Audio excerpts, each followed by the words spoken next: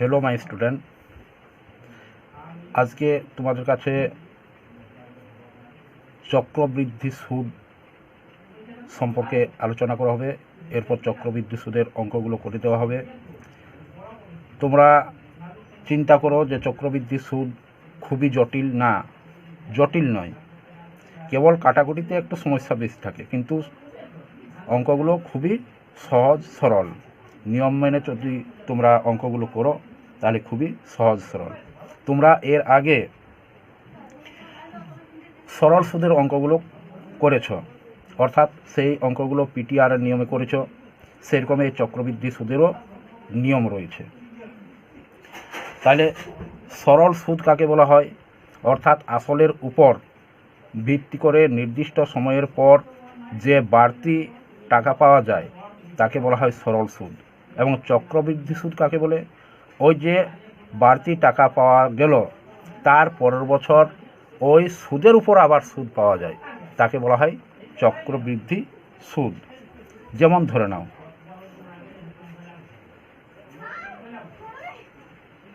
যেমন ধরি আসল সমান পি, আসল পি সমান 1000 টাকা, 1000 টাকা। সুদের হার আর ইকুয়াল টু 10%। সময় টি ইকুয়াল টু 2 বছর। তাহলে সুদ আই ইকুয়াল টু কত? আমাদের মোট সুদ বের করতে হবে, এটা হচ্ছে সরল সুদের নিয়ম। তাহলে আমরা কি জানি যে আই, অতএব আই ইকুয়াল টু হয় I equal to P T R by 100। তাহলে এখানে পি সমান কত রয়েছে? পি ইকুয়াল টু রয়েছে 1000, টি ইকুয়াল টু রয়েছে 2 বছর, আর ইকুয়াল টু রয়েছে 10%, আর 100। তাহলে দেখো, এখানে একটি শূন্য, এখানে একটি শূন্য কেটে যাচ্ছে, এখানে একটি শূন্য, এখানে একটি কেটে যাচ্ছে। তাহলে আমাদের কত হচ্ছে? 200 টাকা। অর্থাৎ সুদ আমাদের 2 বছর পরে 200 টাকা বের হলো। এরপর চক্রবৃদ্ধি সুদটা কীভাবে বের করবে সেটা দেখো এখানে। তাহলে এখানে আমি করছি, এখানে রয়েছে পি সমান কত? আমার 100 টাকা, এই 1000 টাকা। তাহলে এখানে আমি 1000 টাকা লিখছি। 1000 টাকার প্রথম 10%, তাহলে গুণিত 10%, 10% দেওয়া হচ্ছে। তাহলে ফার্স্ট ইয়ার যেটা হবে, সেই ফার্স্ট ইয়ারে আমাদের সুদ কত হবে? আমাদের সুদ হবে 1000 টাকার 10% সুদ সমান 100 টাকা হয়। এবার সেকেন্ড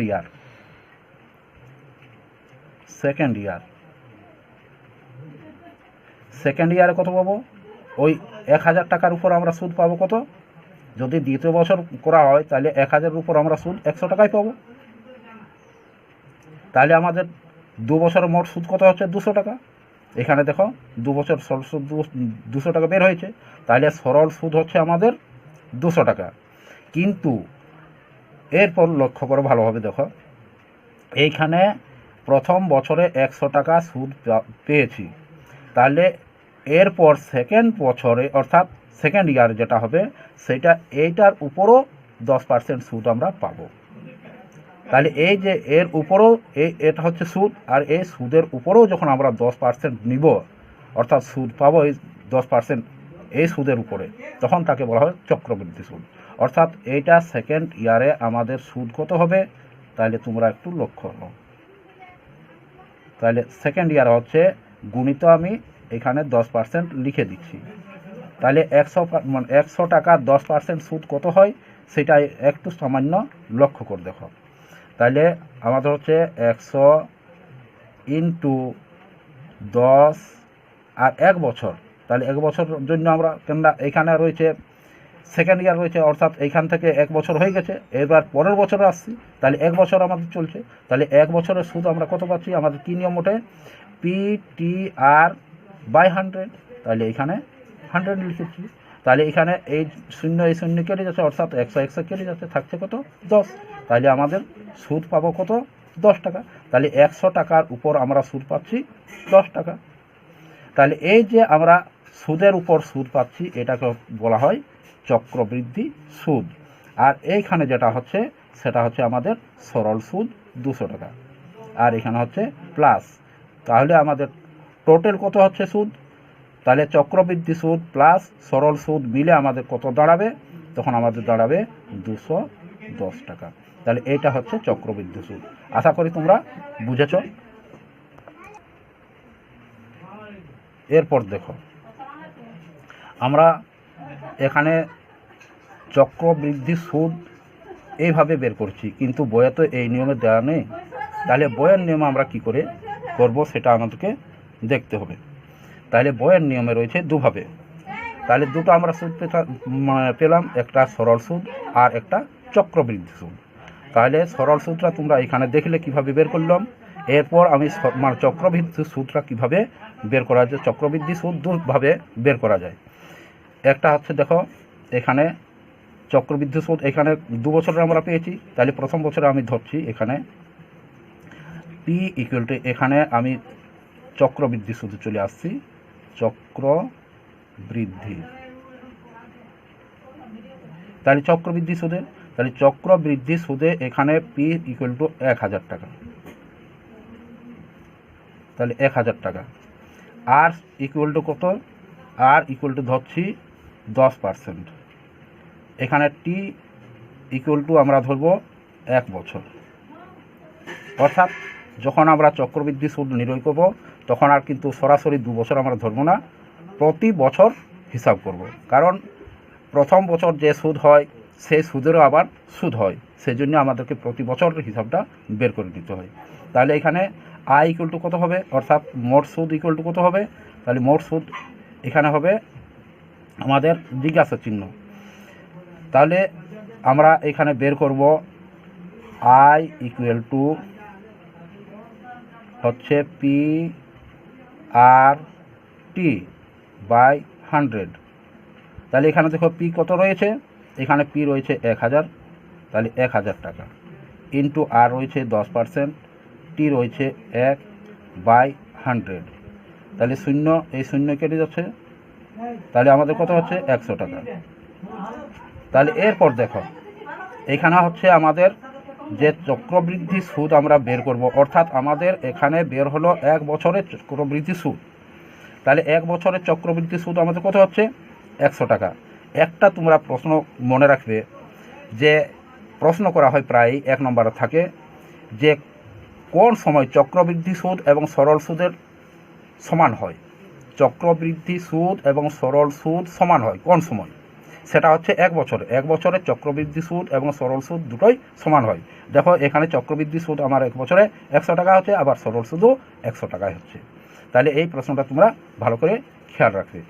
এরপর আমি দ্বিতীয় বছরে বের করছি। দেখো, তাহলে দ্বিতীয় বছরে যখন আমরা বের করব, এইখানে আমি সুদ আসলটা একেবারে নিয়ে নিচ্ছি।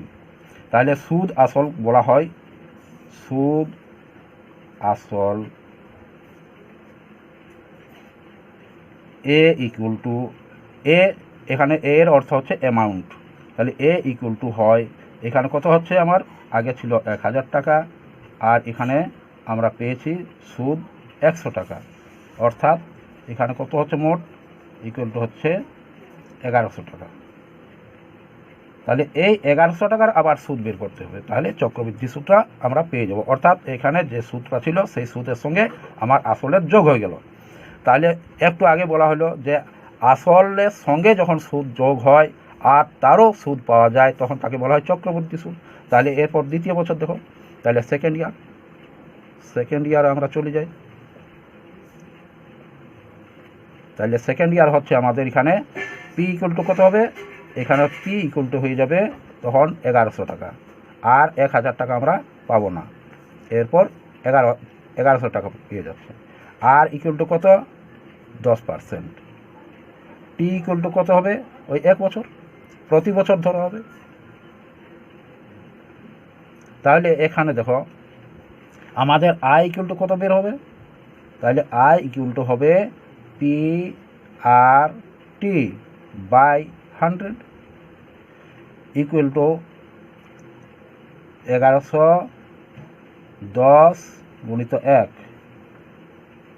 তাহলে এখানে কাটাকাটি যাচ্ছে, কাটাকুটিয়ে থাকছে কত আমাদের? 110। তাহলে আমার কত হচ্ছে? 110 টাকা। তাহলে চক্রবৃদ্ধি সুদ আমার কত দাঁড়াচ্ছে? 110 টাকা। তাহলে চক্রবৃদ্ধি সুদটা তোমরা বুঝতে পারলে। এরপর চক্রবৃদ্ধি সুদের স্পেশাল যে নিয়ম, এই নিয়মও রয়েছে বইয়ে, আবার স্পেশাল যে নিয়ম সেই নিয়মটাও তোমাদেরকে দেখাবো, বা যদি বলো আরও অন্যরকমভাবে দেখাতে তাহলে সেভাবেও দেখা যাবে। দেখো, চক্রবৃদ্ধি সুদ বের করতে হলে, অর্থাৎ নিয়মটা বের করতে হলে তার আগে নিয়মটা কিভাবে আসছে সেটা তোমরা একটুভাবে ভালোভাবে লক্ষ্য করো। যদি ওই নিয়মটা কিভাবে আসছে এটা তোমাদের মাথার মধ্যে ঢুকে তাহলে অবশ্য সমস্ত কিছুই পারবে। এখানে আমি প্রথম বছর ধরে নিচ্ছি যে আসল পি,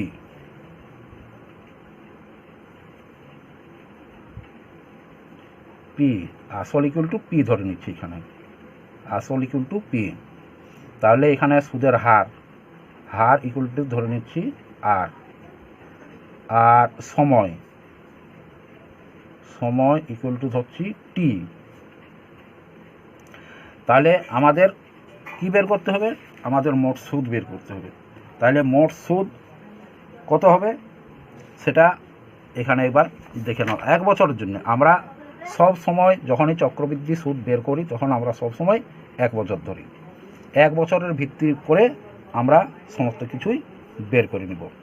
তাহলে এখানে হচ্ছে আমরা যেহেতু চক্রবৃদ্ধি সুদ বের করব, তাহলে এইখানে আমরা লিখব, আচ্ছা আই লিখছি, আর সুদ ইকুয়াল টু কত হচ্ছে সেটা বের করে দিই একবার, তাহলে তোমরা বুঝতে পারবে।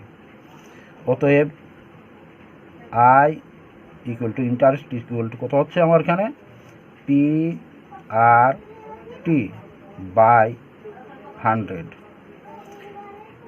বা আই ইকুয়াল টু, অর্থাৎ ইন্টারেস্ট ইকুয়াল টু কত হচ্ছে এখানে? P into R into T equal to 1 ধরে নিচ্ছি, প্রতি বছর হিসাবে আমরা ধরি, সেই জন্য এখানে পি ইকুয়াল টু 1 ধরে নিচ্ছি বাই 100। তাহলে আমার দাঁড়াচ্ছে কি? এখানে হচ্ছে পি আর বাই 100। তাহলে 1 বছরের সুদ এখানে আমরা পেয়ে যাচ্ছি। এরপর হচ্ছে তাহলে সুদ আসল আমাদের কত হচ্ছে, অর্থাৎ এখানে অ্যামাউন্ট কত হবে? এটা হচ্ছে সুদটা, আসল রয়েছে পি। অতএব এর আগেই বলেছি এ ইকুয়াল টু হচ্ছে সুদ আসল, অর্থাৎ অ্যামাউন্ট। চক্রবৃদ্ধি সুদের ক্ষেত্রে এ দিলে অ্যামাউন্ট বোঝায়। তাহলে এখানে আমি লিখব P plus P R by 100। তাহলে এখানে কি হচ্ছে আমার? পি কমন যাচ্ছে, এখানে পি রয়েছে, এখানে পি রয়েছে, পি কমন যাবে। তাহলে এখানে আমি লিখছি পি কমন, তাহলে 1 প্লাস আর বাই 100। তাহলে আমার 1 বছরের চক্রবৃদ্ধি সুদ সুদ আসল পেয়ে গেছি। এরপর আমার দ্বিতীয় বছরের যদি বের করি তাহলে কিভাবে বের করব দ্বিতীয় বছরের, অর্থাৎ 2 বছরের, সেটা এবার তোমরা দেখে নাও। অর্থাৎ সেকেন্ড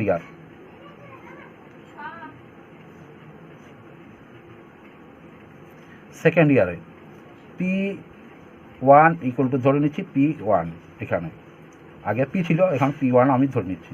তাহলে P1 সমান কত হবে আমার এখানে? P into 100 plus R by 100। তাহলে এটা হচ্ছে আমার। এর আগে আমি দেখালাম যে চক্রবৃদ্ধি সুদ কিভাবে আসছে। এর আগে বলা হয়েছে যে চক্রবৃদ্ধি সুদ আসছে, এখানে সুদ যেটা সেই সুদের সঙ্গে আসল যোগ করে সেই সুদ আসলের আসল ধরছি, সুদ এবং আসলকে আবার দ্বিতীয় বছরে আসল ধরা হচ্ছে, তারপরে তার আবার সুদ বের করা হচ্ছে, তাহলে চক্রবৃদ্ধি সূত্র আমরা পেয়ে যাচ্ছি। তাহলে ঠিক এইখানে আমি ওই পদ্ধতিটা অবলম্বন করছি। তাহলে এখানে রয়েছে আয়, আয় বের করতে হবে, অর্থাৎ আমাদের পার্সেন্টেজ আরই রয়েছে। আমাদের প্রথমে যে পার্সেন্টেজ ধরেছে হার, সুদের হার, তাহলে আর থাকছে, আর সময় সমান টি, অর্থাৎ 1 বছর আমরা ধরে নিব। 1 বছরের প্রতি বছর বছর আমাদের হিসাব করতে হয়, চক্রবৃদ্ধি সুদ প্রতি বছর হিসাব করতে হয়, তাই এখানে আমি 1 বছর ধরে নিব টিকে। অর্থাৎ এখানে আয় হবে, অতএব আই ইকুয়াল টু হবে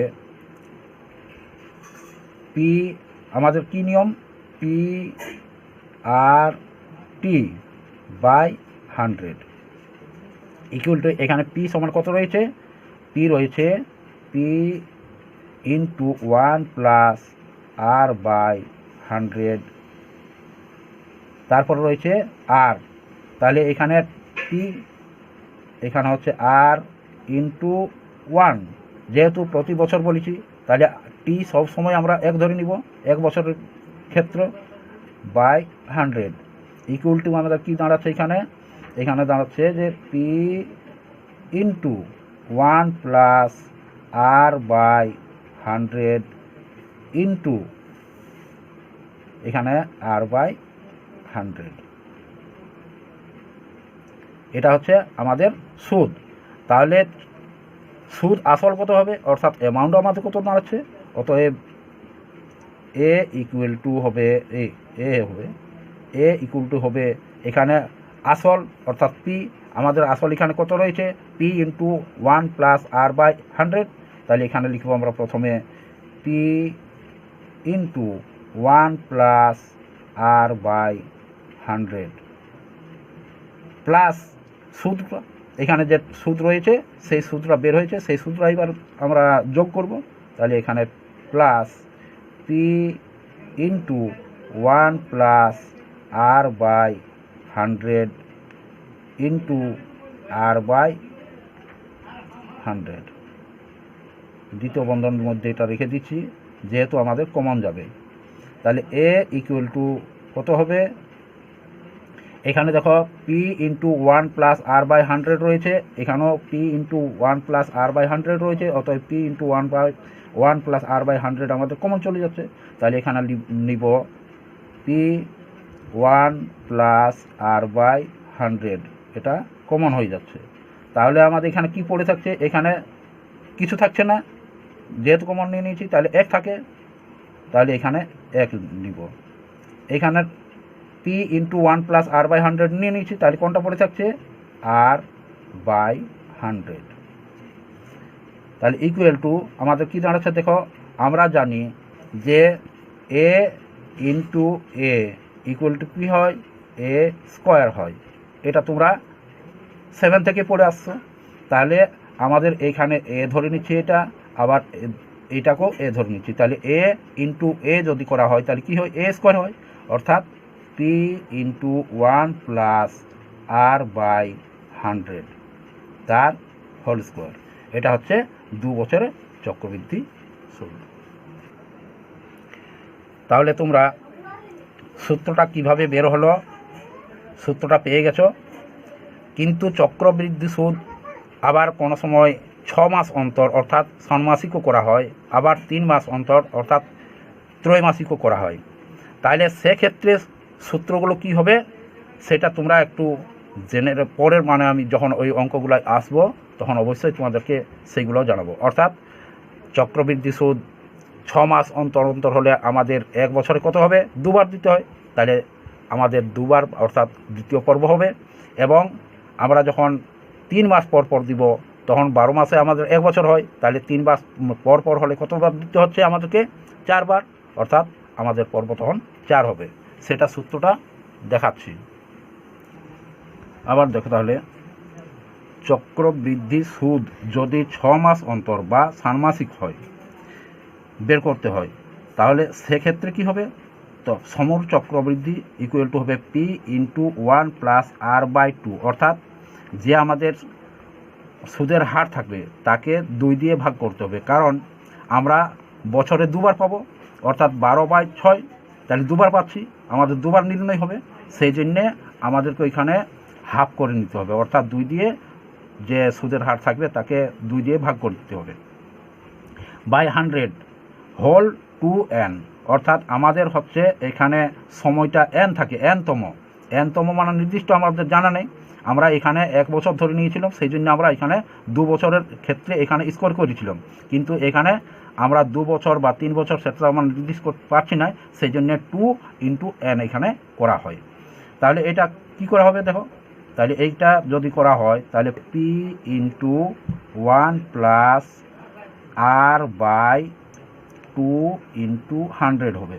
যেহেতু এটা হচ্ছে হর, তাহলে হরের সঙ্গে গুণ হয়ে যাবে, হোল টু এন। এটা হচ্ছে আমাদের সমূল চক্রবৃদ্ধির ষান্মাসিক সূত্র। এরপর রয়েছে ত্রৈমাসিক সূত্র। ত্রৈমাসিক সূত্রটা কীরকম হবে সেটা তোমাদেরকে এখনই দেখাচ্ছি। আবার দেখো ত্রৈমাসিক ক্ষেত্রে, তাহলে বার্ষিক 8% হারে সুদ ত্রৈমাসিক অর্থাৎ বছরের চক্রবৃদ্ধির সুদের পর্ব হবে 12/3। তাহলে 12/3 সমান 4। তাহলে এন বছরে কত হবে সমূল চক্রবৃদ্ধি, তখন এন বছরে সমূল চক্রবৃদ্ধি হবে পি ইন্টু 1 প্লাস r/4, এটা r/4 বটে, বাই 100 হবে।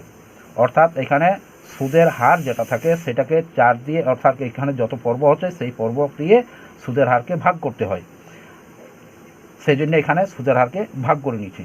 তাহলে 4/100 ইকুয়াল টু 4n, অর্থাৎ এনতম বছর, সেই জন্য এখানে 4n করা হয়েছে, equal to P into 1 plus R by 4 into 100 whole 4n।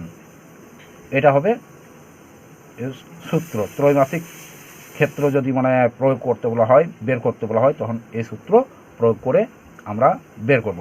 অর্থাৎ তোমরা সূত্রগুলো কিভাবে এলো এবং কি হলো এবং সরল সুদ এবং চক্রবৃদ্ধি সুদের কি পার্থক্য, সেই পার্থক্যটা তোমরা বুঝে নিয়েছ। তাহলে পার্থক্য আরেকবার মানে দেখে নিবে।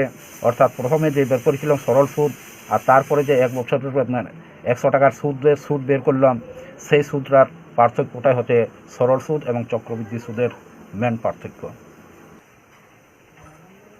আজ এই পর্যন্ত।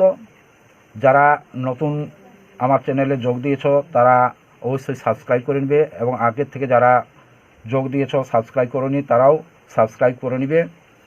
এর পরবর্তী ভিডিও আমি চক্রবৃদ্ধি সুদের অঙ্কগুলো করে দেব।